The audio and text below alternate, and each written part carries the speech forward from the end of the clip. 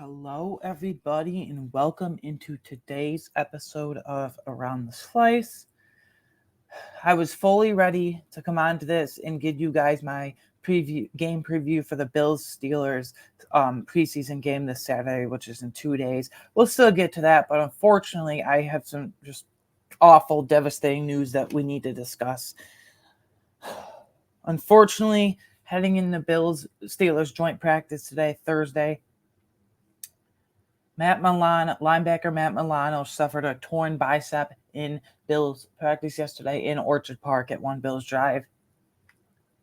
There's no being brutally honest here. This just sucks. This is awful. I was so excited to see Matt Milano and Terrell Bernard together all of last year going into the season. And then we got robbed of that, obviously, because Matt Milano fractured his leg in London. By the way, nothing about that London trip. Everything sucked, but in London last year in week 4, so we only got to see 3 full games of Matt Milano and Terrell Bernard, and Matt Milano fractured his leg, obviously, as I just mentioned. And then this year, I was even more excited to finally see it. And Matt Milano suffers a torn bicep, and it's being reported by Adam Schefter and other multiple big sources in media companies and outlets out there and reporters that if he's out indefinitely, and if Milano returns at all, it will be December at the earliest, maybe for a late season playoff run or push. Maybe they're on the bubble cusp of that. I'm fearful that Matt Milano is on the same at the linebacker position. I know Trey White's a corner, but same concept here. That Matt Milano is on the same path, unfortunately, as Trey White. Trey White, what I mean by that is Trey White suffers a serious injury, torn ACL and torn Achilles in back-to-back years. Then the team has to cut him because of availability and cap concerns. And I'm fearful Matt Milano suffered a major injury, devastating major injury, back-to-back years, just like Trey White. I haven't looked at the cap ramifications of cutting him, dead cap hit, how much he would save, whatever, because it's a year ahead of time. But I unfortunately could very well see them cutting him next year, because he just turned 30 in July, and it will be his age 31 season next year, coming off a fractured leg and a torn bicep that just happened yesterday, obviously, unfortunately, in back-to-back years. What does this mean for a linebacker group as a whole? Dorian Williams, I know it's only your second year out of Tulane, but welcome to the starting lineup. The good thing is, ever since he was drafted, Dorian Williams has been solely trained at weak side linebacker, so he was already the direct backup to Matt Milano. But he's got to come in and ball out, because there's no other way. I already wanted Dorian Williams to step up as that third linebacker, but now he's that second linebacker on the weak side with Terrell Bernard at middle linebacker with the green dot quarterback of the defense communication piece. And now Dorian Williams has to come in. And this is just my take on this personally. I don't know what you guys think. You can let me know down in the comments below if you're on YouTube, or if you're not, come on over. I'd greatly appreciate that. Quick plug there. I love Dorian Williams. I really like Dorian Williams. I appreciate his high motor and his, flies around the field. Pretty good tackler. I wish he didn't miss as many tackles as he did, but pretty good tackler. But he has very, very severe coverage limitations, pretty severe, very severe limitations in coverage. So that's not great, especially since Bobby Babich and Sean McDermott, going back to heading into last year, when the competition for the middle linebackers between Tyrell Dets and Terrell Bernard, that in today's league, you really want 2 matchup linebackers. And you had that with Terrell Bernard and Matt Milano.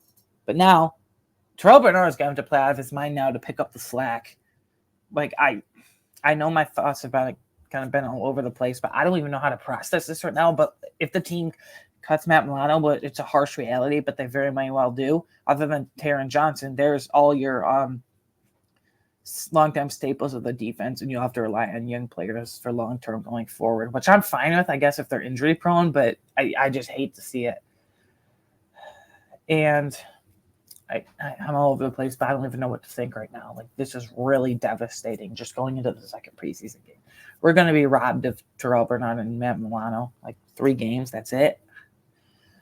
Oh, boy. And there weren't many injuries early, or even in the McDermott, Brandon Beane tenure, one McDermott, because he's the coach, since 2017. It all piled up and just kept happening ever since Trey White tore his ACL. Trey White tore his ACL and torn Achilles in back-to-back years. Mike Hyde in 2022 only played 2 games and missed the rest of the season because of a severe neck injury. Jordan Poyer got nicked up with ribs here and there, and we had to cut him because of that. Against the Chiefs last year, and Von Miller tore his ACL. Against the Chiefs last year, half of the guys were practice squad, third stringers out there.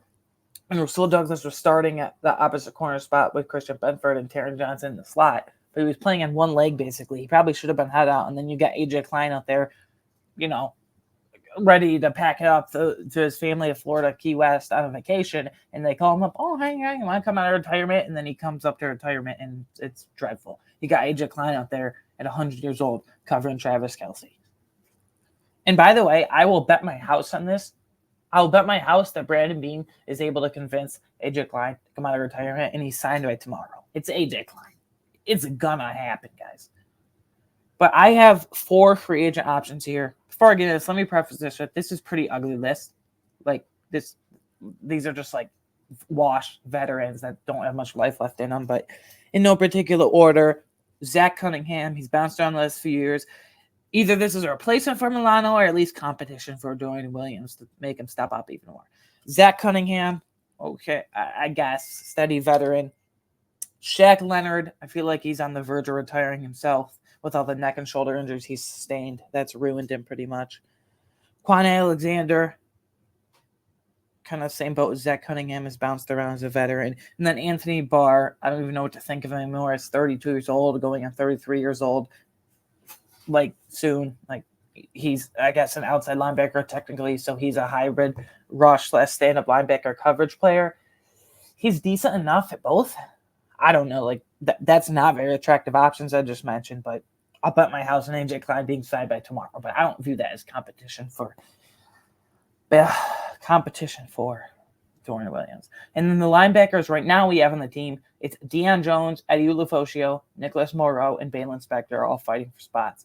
And Deion Jones is healthy, but Eddie Ulofoshio, Nicholas Morrow, and Balin Spector are out, like all injured right now, and they're very unlikely to play in the preseason game in 2 days against the Steelers, if the third one at all. And that's not good for, we need linebackers right now. And Balin Spector, McDermott said this morning, he'll be held out of joint practice day and the preseason game because he has not this morning, a little bit ago, about an hour ago, by the time I'm recording this.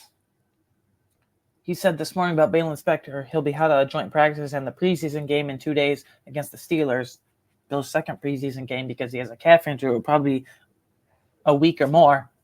I like Balin Spector. He plays with his hair on fire, literally, because he's got long hair. You can see it flowing out of the back of his helmet. So it's cool or whatever. But every time he steps on the field, he gets injured. Every preseason, every regular season game, he's always injured. And because of that, he might not even make the roster. So all our linebackers are injured right now, except Dorian Williams and Deion Jones. Deion Jones is going to play a crap ton in the preseason, guys, for the last 2 games. This is just devastating. I don't even know how to express my emotions right now. This is rough. I haven't even gone ahead and thought about them cutting him, but I'm fearful he's on the Trey White path. Anyway, let's try to get over that and preview this Bills-Steelers preseason game to the best I can. I just can't believe that. Anyway, regroup here. General thoughts going to the Bills preseason game. Other than the Matt Milano, a devastating injury, I want to see these linebackers step up. Most of them are injured now, other than a select few. So I don't even know what to think about that. But I want to have stable QB2, not a competition. I don't think it's competition between Mitchell Trubisky and Ben DiNucci. Now, if they bring in Ryan Tannehill, that shows it's a true competition between Mitchell Trubisky and Ryan Tannehill. They never carry 4 quarterbacks in a preseason other than the COVID year, but that was special circumstances, obviously, with Jake Fromm and the COVID QB and all that. I want Ryan Tannehill to be running because Mitchell Trubisky looked awful. Literally awful last week. I thought he could be a steady veteran, serves a little bit of backup, QB2 behind Josh Allen, because they're best buddies over there. But just because he's your best buddy doesn't mean he's good. And he's not. I wouldn't even say he was bad. He was awful. And then Ben DiNucci, can he get up to speed? I'm assuming Mr. Trubisky will start and play the first half, and then Ben DiNucci will get the second half, and then maybe Ben DiNucci will get the whole third preseason game. I don't know, and I don't really even care. But, like, I want to see Mr. Trubisky show signs of life. Like, he's out there overthrowing everybody. I said this in my recap. Overthrowing everybody last week against the Bears. I mean, lost 30-36. Overthrowing everybody. His trigger is so slow. His receivers are open way before they're open. Then by the time he gets to his reads, they almost throws a pick, and he throws it high, low, inaccurate, dancing around back there in the pocket. I just don't know what to think. So that's my feeling right now. I want to see stable QB play behind Josh Allen. And I'm assuming the starters won't play. So anyway, players that likely won't play in the second preseason game against the Steelers because of injury. I already mentioned the linebackers. Let's see. I already mentioned the two linebackers, Eddie Ulofoshio and Nicholas Morrow. I don't know. Eddie Ulofoshio might as well be placed in IR at this point. Like, I don't know what he's like. Maybe they get crafty, have him like a rookie redshirt year, just like totally different position, but just like wide receiver Justin Shorter last year, who I don't think is making the team either. Then Nicholas Morrow is fighting for a roster spot more than I thought he would. And then Casey Tuhill, defensive end, like, okay, this pretty much takes him out if he can't play of the competition. And then offensive lineman Travis Clayton, who has to simmer and be stashed in the practice squad for 1 or 2 years at the very least, just like Gable Steveson. And then players that I don't think will play at all the rest of the preseason. So second game against the Steelers and third game against whoever that I can't remember. Maybe it's the Colts. I don't know. It doesn't matter. We'll get to that when we get to that next week. Running back Ty Johnson, linebacker Bill Inspector, who just can't stay healthy to save his life. And then safeties Cole Bishop and Mike Edwards. It does seem like Cole Bishop is getting ramped up a little. But I think with Cole Bishop and Taylor Rapp, speaking of devastating Matt Milano injury, unfortunately, they're going to have a bigger opportunity than I thought this year, especially Cole Bishop, because he's decent enough in coverage where I think he can buzz down as a pseudo linebacker. And then if you want a third safety in there because of coverage, maybe you take Dorian Williams out and go with that 3 safety look because you don't have that coverage with Dorian Williams, and you need for the makeup for the loss of Matt Milano, with that coverage ability. So, and then Mike Edwards, just put him on IR. I don't know. I don't know. Damar Hamlin is like 100%. Like, I'll be shocked if anyone comes back and pushes Damar Hamlin out of the second starting safety spot opposite Taylor Rapp. And I'm not even that thrilled about Taylor Rapp. But, like, those are the only 2 high-end healthy options right now. I don't really care about Terrell Burgess, Kareem Jackson. They're not even going to make the roster.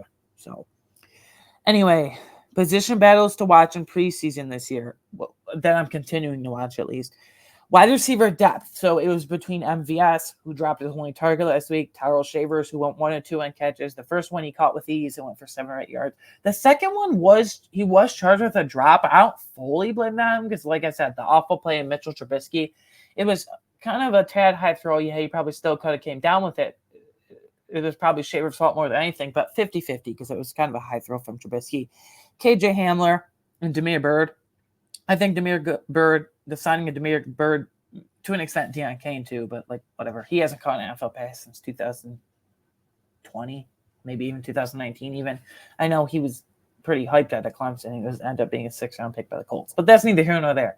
The signing of Damiere Byrd does not bode well for KJ Hamler. KJ Hamler was brought in to be a kick and punt returner, and he drops one of his 2 punt returns, kick or whatever. Punt return, I think it was. He muffed it. If you can't even do the thing you were brought in to do, you're not making this roster. And Damiere Byrd was clearly brought in to push your you-know-what out. So, I mean, come on. And then tight end 3 job between Quentin Morris and Zach Davidson. They're both really good blockers, and they're both really good special teams contributors. I'm just going to give it to the incumbent veteran right now with Quentin Morris. Zach Davidson was only targeted once last week. It was an awful throw by Shane Buechele, who's also now on IR too, with Chase Claypool. We'll see if those 2 get injury settlements or whatnot down the road. Within the next week, it's got to be here. I'm giving to Quentin Morris right now, and the only target Zach Davidson got last week was an awful throw from Shane Buechele. Like, Zach Davidson won with leverage, and he was pretty wide open, and Shane Buechele just totally miscalculated throw, and it was an awful throw.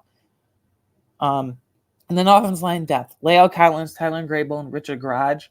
Tyler Grable did get the second-team reps over Richard Garage last week against the Bears, who's with the third-team offensive line, even though that's flip-flopped in the depth chart. Pieces and depth charts don't really mean anything unless for the wide receivers, then they do. It's the only thing I look at anyway.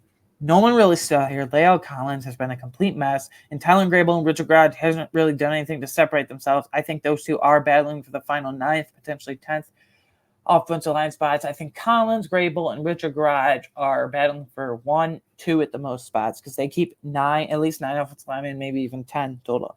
And then defensive end depth. I'm not really Casey too. I'm kind of ruling him out here now that more I think about it.